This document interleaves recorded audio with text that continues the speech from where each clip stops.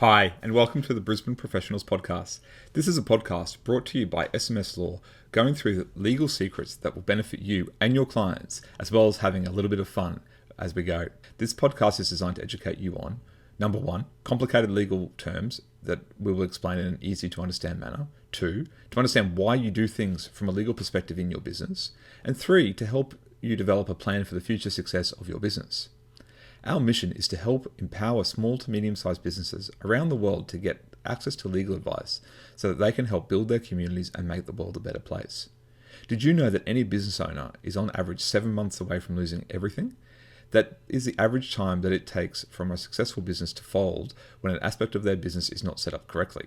This podcast is all about empowering you and your business with knowledge and tools to ensure that that doesn't happen to you or to your clients. Let's begin, shall we? Hi, everyone, and welcome to the Brisbane Professional Podcast. My name is Craig Mason from SMS Law, and I have the S from SMS Law, Jeremy Stretton, with me as always. Say hello to all our listeners and viewers, please, Jeremy. Hello, everyone. The question is, go Craig. Am I the first S or the last S? Or is it really up to people's imaginations? You could do either way. What do you think? First or third? Wow. I mean, Nothing wrong with either. nothing's wrong with either. We'll leave it up to the imagination of our listeners. Yeah. Indeed. All right. S. And funny that the topic of today's podcast also starts with an S, selling a property specifically. So we've been talking about property over the last few shows, mainly about buying. This time we're talking about selling. So obviously now's not a bad time to be selling a property. We're talking in, October 2021, at least in Queensland, sale prices are going up. So if you're thinking about selling, various considerations that you have to have. And the first one, Jeremy, is the agent that you need to engage with. How do you choose that? Yeah, I think at the moment, Craig, like as you said, you're in October 2021.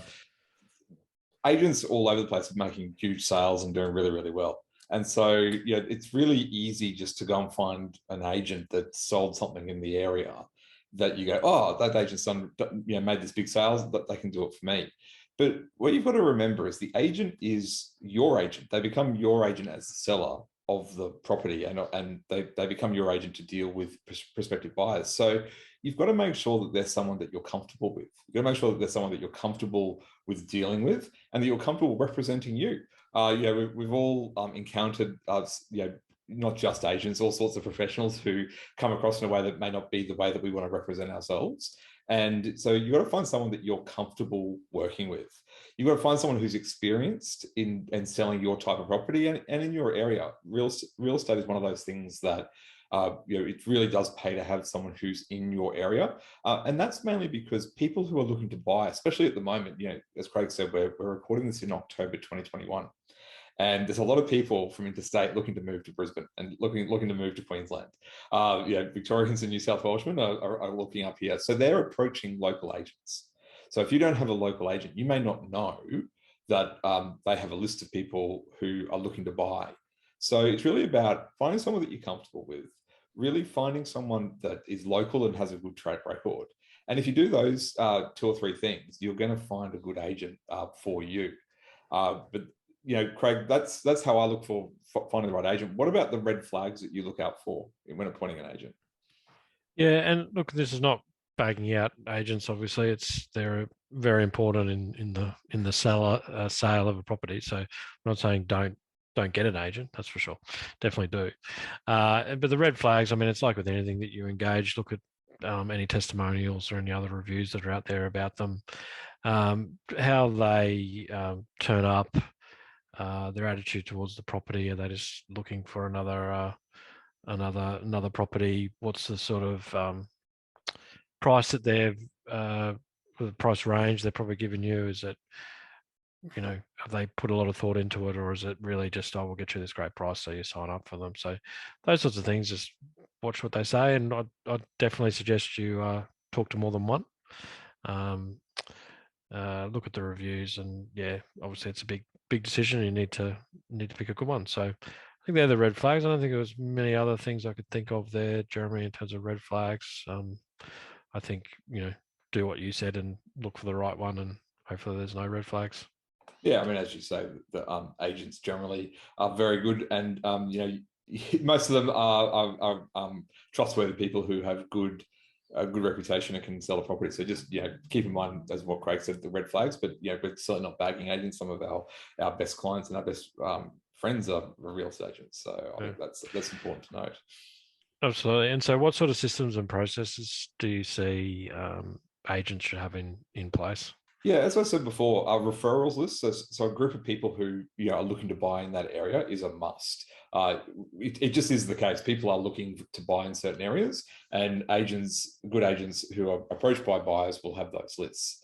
Also, looking at their marketing plan options. So, what are their marketing?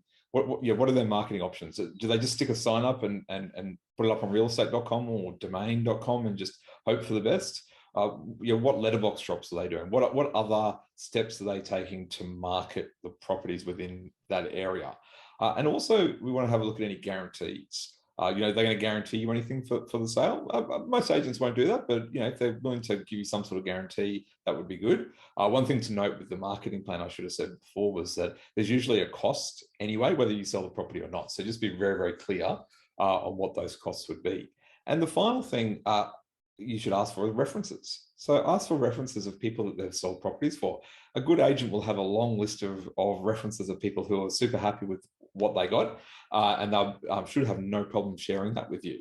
So they're the kind of systems and processes that they have in place, Craig. And our favorite question in these podcasts is always, when should people seek legal advice when they're selling a property?